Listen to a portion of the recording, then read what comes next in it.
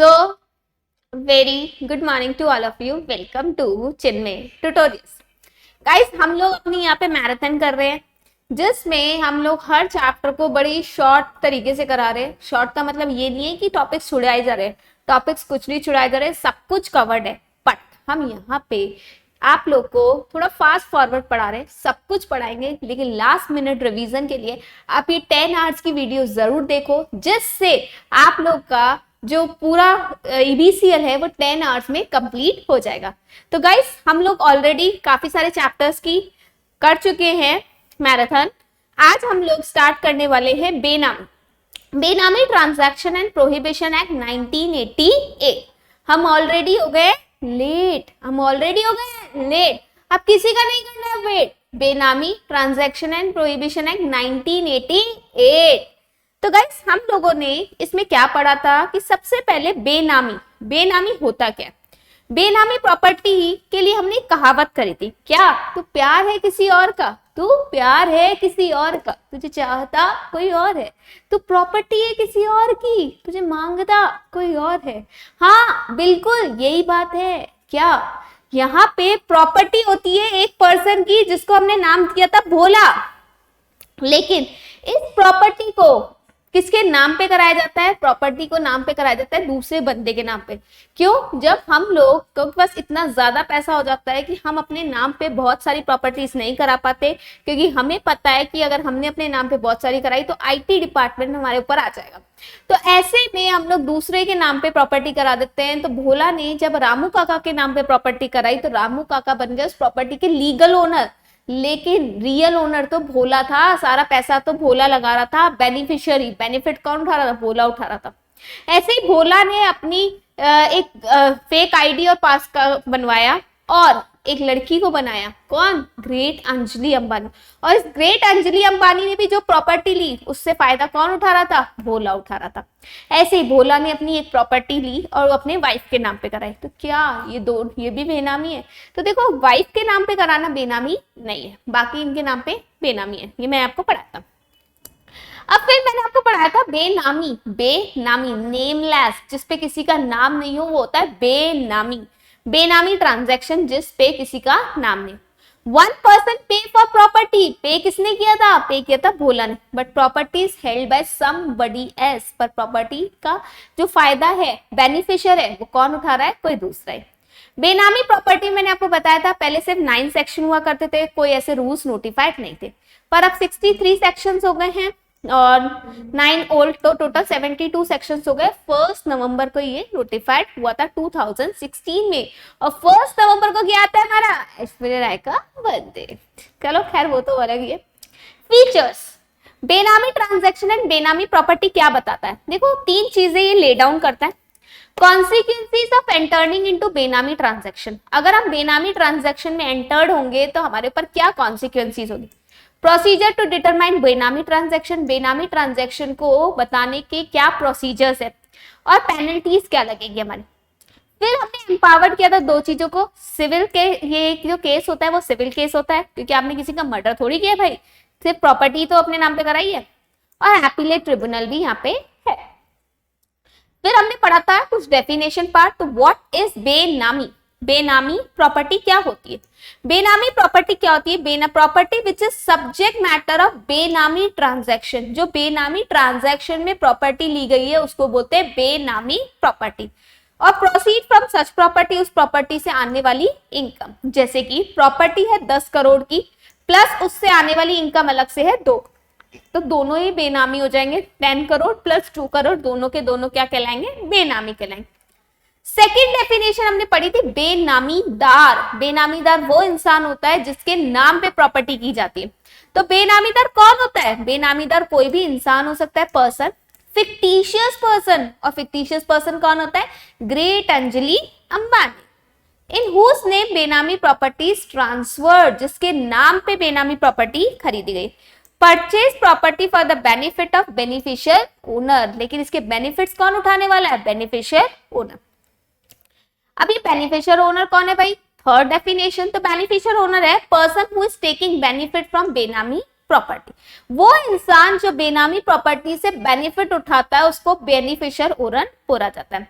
जैसे हमारे एग्जांपल में भोला बेनिफिशियल ओनर था, रियल ओनर था, क्योंकि ये प्रॉपर्टी के फायदे उठा रहा था। लेकिन हमारे केस में जो कौन था, रामू काका और ग्रेट अंजलि अंबानी, वो सिर्फ लीगल ओनर थे, उनके नाम पे प्रॉपर्टी ली गई थी और वो बेनामी दार भी थे। फोर्थ डेफिनेशन, ट्रांजैक्शन और अरेंजमेंट। तो ट्रांजैक्शन और अरेंजमेंट में कहावत क्या बताई थी, तू प्यार है किसी और का, तू प्यार है किसी और का, तुझे चाहता कोई और है, मतलब तू प्रॉपर्टी है किसी और की पर तुझे मांगता कोई और। Where property is held by one person, property है किसी और की पर consideration is paid by another person, लेकिन उसको पे किसी और ने किया। डायरेक्टली और indirectly for future benefit of person who paid, जिसने पे किया है उसके बेनिफिट के लिए। ट्रांजैक्शन फिक्टिशियस नेम से भी हो सकता है, जैसे ग्रेट अंजलि अंबानी। ओनर को अवेयर ही नहीं, ओनर को ये पता ही नहीं है कि ये जो प्रॉपर्टी है वो बेनामी प्रॉपर्टी है। मैंने आपको इसका एग्जांपल भी बताया था कि कई बार हम लोग किसी से धोखे में साइन वाइन ले लेते तो ओनर को, जैसे रामू काका को भोला ने कुछ ड्रिंक व्रिंक करा के साइन दे दिए, तो वहां पे उसको ओनर को पता ही नहीं। या person who paid consideration is not traceable, बेनामीदार रियल ओनर का नाम ही नहीं बता रहा। बेनिफिशियल ट्रांजैक्शन क्या है, property is transfer by one person पर consideration paid by another. Directly और इनडायरेक्टली इमीडिएट और future benefit of person who actually paid the consideration. Transaction और arrangement relating to property made in fictitious name, fictitious name पे भी कर सकते हो, owner को मालूम ही नहीं है, owner is not aware, where the person who paid the consideration is not traceable. अब बेनामी प्रॉपर्टी में क्या क्या इंक्लूड नहीं है, इस पे क्वेश्चन ज्यादातर आते हैं कि बेनामी प्रॉपर्टी पे क्या क्या इंक्लूड नहीं है। तो डज नॉट इंक्लूड बेनामी ट्रांजैक्शन, कर्ता और मेंबर ऑफ एचयूएफ। देखो एचयूएफ कर्ता के नाम पे प्रॉपर्टी ले या कर्ता एचयूएफ के नाम पे प्रॉपर्टी ले, ये बेनामी नहीं मानी जाती क्योंकि दोनों को एक ही माना जाता है। पार्टनर और पार्टनरशिप फर्म, तो पार्टनर पार्टनरशिप के नाम पे ले या पार्टनरशिप पार्टनर के नाम पे ले, वो भी बेनामी नहीं माना जाता। कंपनी और डायरेक्टर, वो भी बेनामी नहीं माना जाता। और इनके अलावा कोई और भी जो फिक्टिशियस पोजीशन पे है। एक इंसान प्रॉपर्टी किस किस के नाम पे ले सकता है, तो एक इंसान अपनी घर वालों के नाम पे प्रॉपर्टी ले सकता है। घर वालों में कौन आता है, जैसे ये हमारा पर्सन है भोला, तो भोला की भाई बहन, उसके बाद भोला की वाइफ, भोला के बच्चे और लीनियर एसिडेंट और डेसिडेंट, आने वाली पीढ़ी और जो पीछे की पीढ़ी है। मतलब आप अपने दादा दादी मम्मी पापा के नाम पे भी ले सकते हो और अपने बच्चों के नाम पे भी ले सकते हो। याद रखना, वाइफ के नाम पे प्रॉपर्टी लेना और बच्चों के नाम पे प्रॉपर्टी लेना वो ले सकता है, लेकिन अगर इनके अलावा किसी और के नाम पे लेता है तो वो साथ में जॉइंट ओनर होना चाहिए। ये बहुत इंपॉर्टेंट बात है, वापस सुन लो। वाइफ और बच्चों के नाम पे लेता है तो वो वैसे भी ले सकता है पूरा का पूरा, लेकिन अगर भाई बहन मम्मी पापा और किसी और के नाम पे लेता है तो साथ में वो जॉइंट ओनर होना चाहिए उस चीज का। प्लस दूसरी कंडीशन ये है कि जिसके भी नाम पे लो, चाहे वाइफ के नाम पे, बच्चों के नाम पे या फिर रिश्तेदारों के नाम पे, आप कंसिडरेशन नॉन सोर्स होना चाहिए कि वो आप पैसा लाए कहां से। अगर ये कंसिडरेशन नॉन सोर्स नहीं है तो फिर वो बेनामी मानी जा सकती है। पहले 2016 से पहले अगर आप बेनामी ट्रांजैक्शन में फंसते थे तो क्या पेनल्टी, क्या प्रोविजन हुआ करते थे, और अगर अब फंसते हो तो क्या पेनल्टी और क्या प्रोविजन है वो हमें देखना है। तो प्रोहिबिशन ऑफ बेनामी ट्रांजैक्शन, बिफोर 1 नवंबर 2016 से पहले अगर आप फंसते हो तो अब तो जेल जाना पड़ेगा बेटा, जेल की रोटी खानी पड़ेगी, जेल का पानी पीना पड़ेगा और अब तो जेल जाना ही पड़ेगा। तो 3 साल की आपको जेल है या फाइन या बोथ, मतलब 3 साल की जेल या फाइन और देखो और बोथ। लेकिन ऑन एंड आफ्टर 1 नवंबर 2016 से अगर आप लोग फंसते हो तो फिर क्या होगा, तो आपके ऊपर राइग्रियस इम्प्रिजनमेंट, कठोर कारावास, भाई जेल तो जाना पड़ेगा, जेल की रोटी भी खानी पड़ेगी, प्लस आपको फाइन पे करना पड़ेगा। देखो प्लस है प्लस दोनों लगेगा। 25% ऑफ फेयर मार्केट वैल्यू, मतलब जितनी भी प्रॉपर्टी की मार्केट वैल्यू उसका 25% तक, ये मैक्सिमम है, आपको फाइन पड़ना पड़ सकता है। सेक्शन 4 हमने पढ़ा था कि अगर रियल ओनर और बेनिफिशियल लीगल ओनर, मतलब ये भोला जो रियल ओनर है और रामू काका जो जो लीगल ओनर है, अगर इन दोनों के बीच में लड़ाई हो जाए तो ये मैटर कोर्ट में जाएगा ही नहीं, क्योंकि अगर आपने कोर्ट में केस लगाया तो कोर्ट सबसे पहले ये पूछेगी कि आपने अपनी प्रॉपर्टी किसी के नाम पे करी क्यों। तो देखो, real owner can not file a suit against legal owner to recover the benami property. वो केस कभी लगाएगा ही नहीं, क्योंकि उसको पता है कि दूसरे को फंसाने से पहले मैं खुद फंस जाऊंगा इस चीज। प्रॉपर्टी हेल्ड बेनामी लायबल टू बी कॉन्फिस्केटेड। अगर कोई प्रॉपर्टी बेनामी है तो सेंट्रल गवर्नमेंट का ऑफिसर उसको क्या कर देगा, कॉन्फिस्केट कर देगा। क्या बोल रहा है, देखो ये प्रॉपर्टी मुझे दे दे ठाकुर प्यार से, नहीं तो थप्पड़ मार के भी ले लूंगा। Prohibition on retransfer. अगर एक प्रॉपर्टी बेनामी प्रॉपर्टी मानी जाती है तो आप लोग को लगता है कि पुलिस वाले हमें पकड़ लेंगे, तो हम लोग ऐसे करते प्रॉपर्टी को रीट्रांसफर कर देते हैं, मतलब दोबारा भोला के नाम पे रियल ओनर के नाम पे कर देते हैं। ना रहेगी बांस ना बजेगी बांसुरी। तो आप ऐसा नहीं कर सकते। अगर एक बार आपके ऊपर केस लग गया तो उसके बाद आप उसको पहले रीट्रांसफर नहीं कर सकते, और अगर कर दिया तो वो ट्रांसफर को नल एंड वॉइड माना जाता है। प्रोसीडिंग अगेंस्ट बेनामी प्रॉपर्टी। बेनामी प्रॉपर्टी के ऊपर कैसे प्रोसीडिंग चलती है, तो सबसे पहला हमारा आईओ। कौन है भाई IO? Initiating officer. Initiating officer क्या करेगा, अगर उसको शक होता है कि ये प्रॉपर्टी बेनामी प्रॉपर्टी है, इनिशिएटिंग ऑफिसर को अगर शक होता है इफ पर्सन इज बेनामीदार, कि ये जो रामू काका है ना, रामू काका ये बेनामीदार है, तो वो नोटिस भेजेगा, इश्यू शो कॉज नोटिस। किसको? बेनामीदार को, मतलब रामू काका को, और रियल ओनर मतलब बेनिफिशियल इंटरेस्ट वाले को, मतलब भोला को। सबको भेजेगा कि बताओ रामू काका तुम्हारे पास इतने पैसे आए कहां से जो तुमने इतने करोड़ों रुपए की प्रॉपर्टी ली है। इफ ओपिनियन दैट बेनामी प्रॉपर्टी में से अगर इनिशिएटिंग ऑफिसर को लगता है कल को ये प्रॉपर्टी बेच ना डाले, तो आईओ एक फोन करेगा किसको? एए को। अब वो एए कौन है? Approving authority. और इस प्रॉपर्टी को टेम्परेरी बेसिस पे सीज कर देगा मैक्सिमम 90 डेज में। ये प्रॉपर्टी इनिशिएटिंग ऑफिसर के पास अटैच हो जाएगी, और अटैचमेंट का मतलब मैंने आपको बताया था टी मैकडी। अभी प्रॉपर्टी ट्रांसफर नहीं हो सकती, एम का मतलब मूवमेंट नहीं कर सकते इस प्रॉपर्टी का, सी का मतलब इसको कन्वर्ट नहीं कर सकते, और डी का मतलब इसको डिस्पोज नहीं कर सकते। प्रॉपर्टी से किसी भी तरीके की छेड़छाड़ नहीं चलेगी। अब तो वापस देख लो, सबसे पहले आईओ को पता चला, उसने शो कॉज नोटिस भेजा, नोटिस नहीं शो कॉज, सीधा इल्जाम लगाया कि बताओ रामू काका और भोला, मुझे लगता है ये प्रॉपर्टी बेनामी प्रॉपर्टी है, बताओ आपको क्यों नहीं लगता ये प्रॉपर्टी बेनामी है। अगर आईओ को लगता है कि ये लोग प्रॉपर्टी बेच डालेंगे, तो आईओ प्रॉपर्टी को एए की अप्रूवल के साथ अटैच कर लेगा।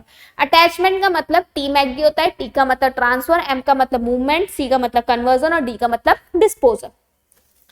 प्रोसीडिंग अगेंस्ट बेनामी प्रॉपर्टी।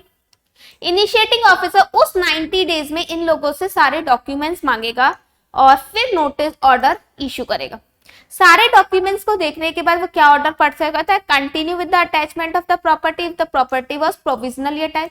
अगर प्रॉपर्टी प्रोविजनली अटैच है तो उसको कंटिन्यू अटैच कर सकता है, मतलब अगर आईओ को लगता है नहीं ये प्रॉपर्टी बेनामी ही है तो उसको कंटिन्यू अटैचमेंट रख सकता है। रिलीज द अटैच प्रॉपर्टी, उसको छोड़ सकता है प्रॉपर्टी को, और अगर अभी तक अटैच नहीं किया तो अब अटैच कर ले। अब अटैचमेंट होने के बाद आईओ किसको फोन करेगा? अटैचमेंट के बाद ये करेगा एडजुडिकेटिंग अथॉरिटी को, इस बारे की इंफॉर्मेशन दे देगा 15 डेज में कि भाई ये प्रॉपर्टी मैंने अटैच कर ली है। उसके बाद एडजुडिकेटिंग ऑफिसर 30 डेज में इशू करेगी notice to all the parties. सबको नोटिस भेजेगी, लेकिन अगर किसी को नोटिस देना भूल गई एडजुडिकेटिंग अथॉरिटी तो इसका मतलब ये नहीं है कि नोटिस इनवैलिड है, वो नोटिस वैलिड ही रहेगा, क्योंकि आप भूल गए, आपने जानबूझ के नहीं भेजा, ऐसा तो कुछ नहीं था। तब नेक्स्ट 30 डेज में पार्टीज रिप्लाई करेगी और फिर ए दोनों के ऑर्डर को सुन के फिर पास करेगा ऑर्डर। तो देखो आईओ पहले 90 डेज में डॉक्यूमेंट मांगेगा, डॉक्यूमेंट मांगने के बाद अगर उसने अटैचमेंट नहीं किया तो अब अटैच कर लेगा। उसको लगता है पार्टी सही है, सच में घर रामू काका का है, तो रिलीज कर देगा। और उसको लगता है नहीं प्रॉपर्टी अटैच ही रहनी चाहिए, तो पहले से अटैच है तो कंटिन्यू अटैच कर लेगा।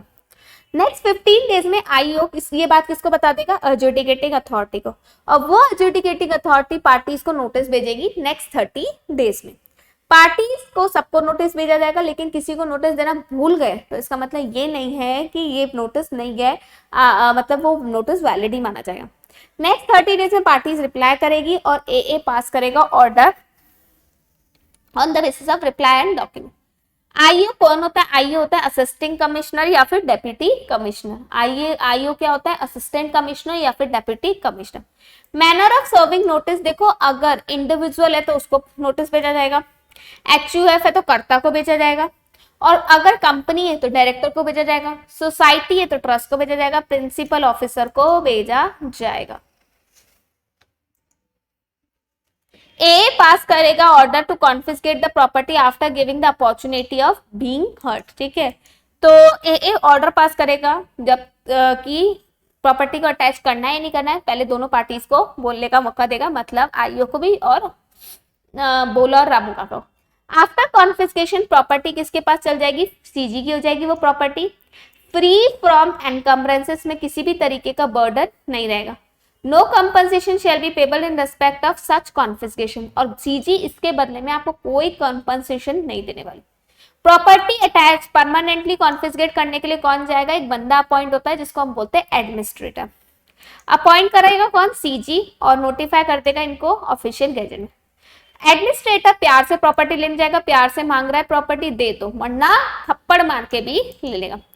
ऑर्डर देगा administrator with in 7 days of serving of notice की प्रॉपर्टी को सरेंडर कर दो, मतलब एडमिनिस्ट्रेटर 7 दिन देगा पार्टीज को कि उस प्रॉपर्टी को खाली करो। अगर आप नहीं करते तो प्रॉपर्टी को फोर्सफुली पोजेशन लिया जा सकता है। अपील कहाँ लगाओगे? अगर